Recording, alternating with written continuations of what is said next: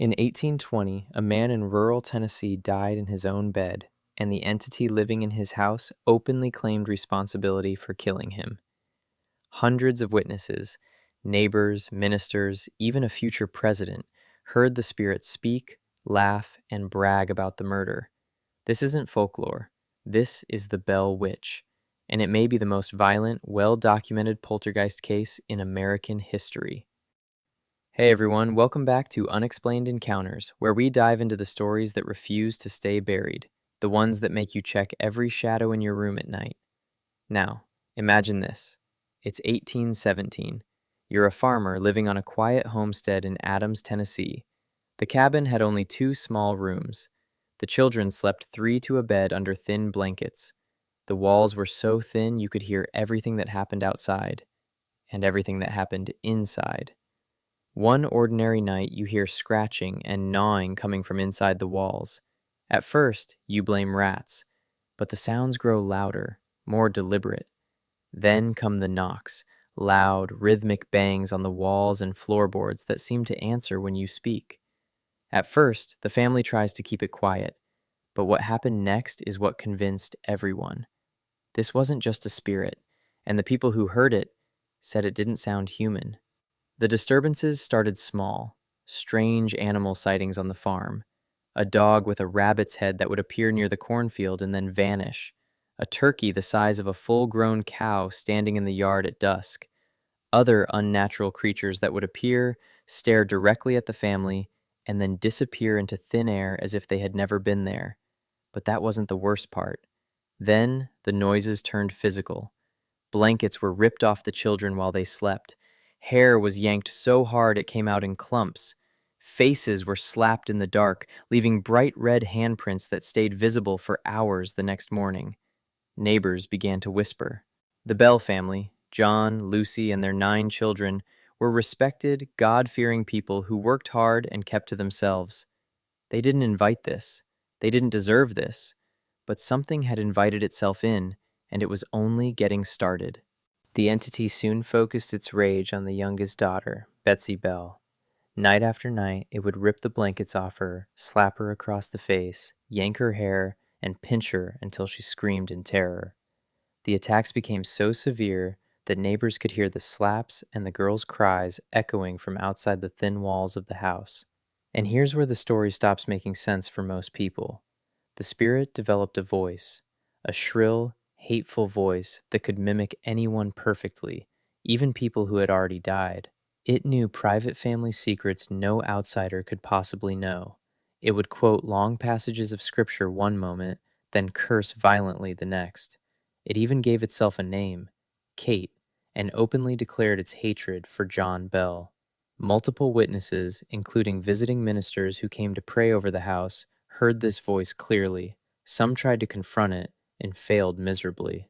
At one point, it started answering questions before anyone even spoke. Not after, not during, before anyone even opened their mouth.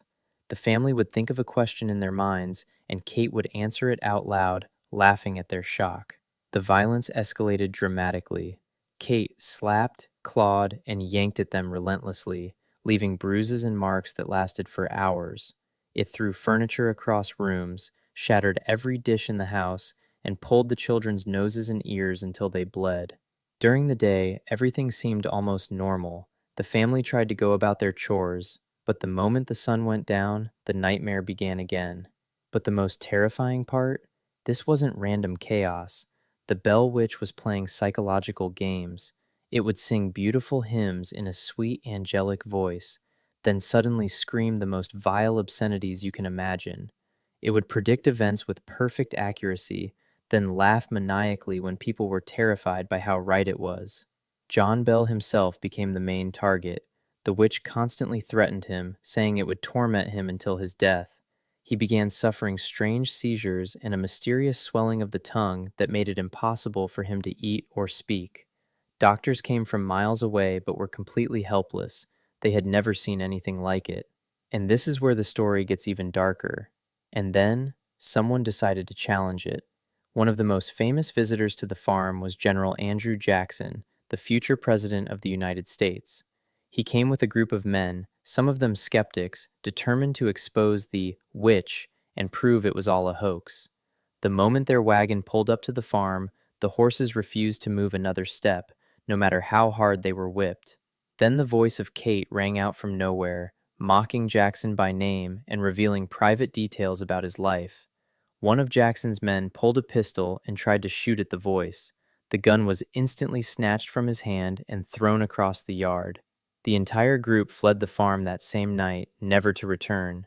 Jackson later said he had never been so terrified in his life. The horror reached its peak in 1820. John Bell fell mysteriously ill. The Bell Witch openly bragged that it was poisoning him and would dance with joy at the thought of his death.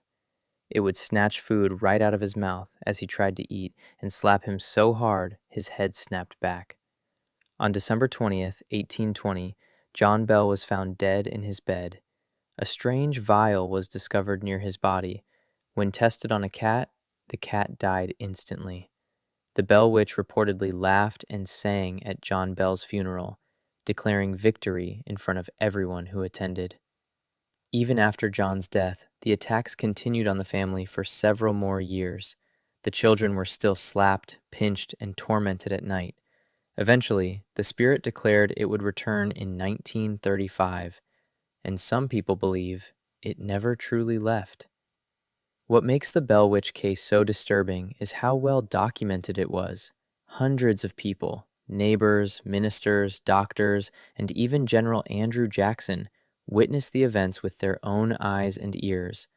Many of them left written accounts that still exist today. To this day, the Bell Witch Cave near Adams, Tennessee, is considered one of the most active paranormal locations in America. Visitors report hearing voices whispering their names in the darkness, feeling touched by invisible hands, and seeing shadowy figures moving just out of sight. Some say the witch still waits there, watching. So what was the Bell Witch? A vengeful spirit seeking revenge on John Bell for some past wrong? A demon summoned from hell? A poltergeist born from the land itself? Or something even darker we still don't understand? The Bell family suffered for years under an entity that could speak, predict the future, physically attack people, and even kill. And if the stories are true, it didn't stop with the Bell family. Some people believe it's still waiting. If this story unsettled you, subscribe, because the next one is worse. Thanks for watching Unexplained Encounters. Sleep well, and whatever you do, if you ever hear knocking at 3 a.m., think twice before answering. See you in the shadows.